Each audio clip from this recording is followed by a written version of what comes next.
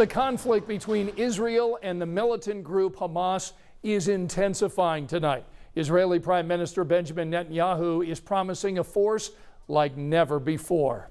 Thanks for inviting us in. It's 11 o'clock. The death toll right now is now more than 1,500, including at least 11 Americans. President Biden says it's not clear how many U.S. citizens are missing tonight or if any are being held by Hamas. Tonight at 11, we're monitoring developments in the war zone, and we're also seeing how this violence is being felt right here in central Indiana. Our Chase Howell joins me in studio tonight. Chase just got back from the congregation Beth El Zedek, where hundreds of Hoosiers came together tonight. Chase? Yeah, Scott, it was a show of solidarity against the violence and support for those on the ground and here in the U.S. Shalom Aleinu ve'al kol Yisrael. A family sways as they sing in Hebrew alongside hundreds of others during a community gathering in solidarity with Israel. One of those people in the crowd, a mother whose son is in Tel Aviv. It pains me to read each new text, knowing that the news will be beyond disturbing and beyond grim.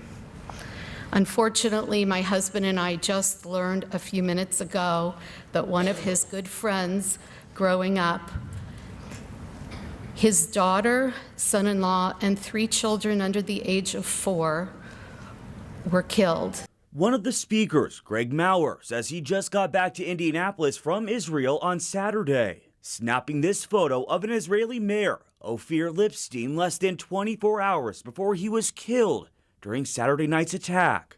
He was a friend of mine, and he was a friend of this state's and this community's. And it's a terrible, tragic loss because he had vision and compassion and empathy.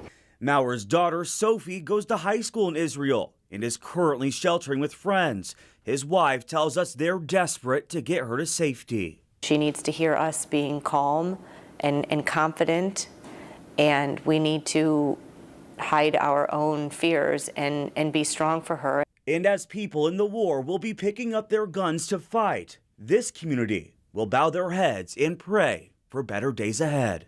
We pray that those who do evil are brought to justice, those who are safe remain protected, those who have lost loved ones find comfort, those who have been taken captive are quickly rescued, and that all of the people of Israel are girded with strength so that peace may ultimately prevail in the Jewish state.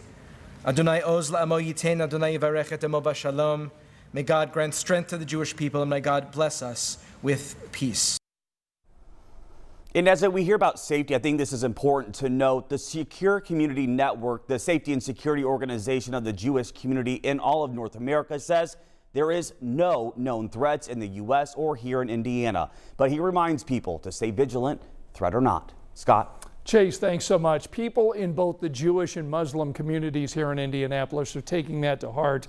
Some right now are on edge, but the director of the Indianapolis Muslim Community Association tells us there is no place for hate. It's my obligation in the Muslim community to make sure any rhetoric against against our Jewish community and friends to be stopped. Absolutely not promoted, and I will advocate for keeping this relationship. And if we see something, we will do something. We want to ensure our congregants and our community that we have implemented the best possible protocols in order to ensure their safety.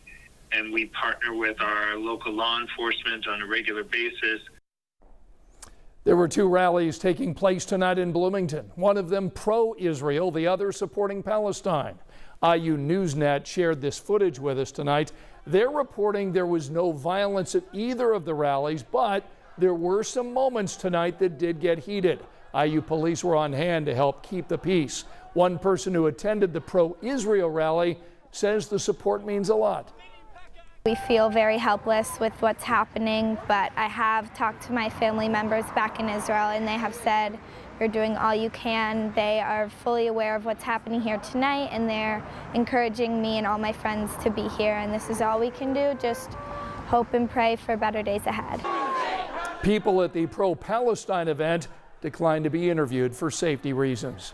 Indiana lawmakers tonight are pushing for an end to this conflict. In a post on social media, Senator Todd Young says Congress and the Biden administration should quickly approve and fulfill any urgent Israeli requests for assistance and do all we can to fully support Israel. Congressman Andre Carson says we must ensure no more innocent lives are lost and reject all forms of hatred towards our fellow members of the human family. Our coverage of the war between Israel and Hamas continues online tonight. There you can find any developments in this conflict. Plus, we're monitoring reactions from Hoosiers and Indiana lawmakers all tonight on WTHR.com.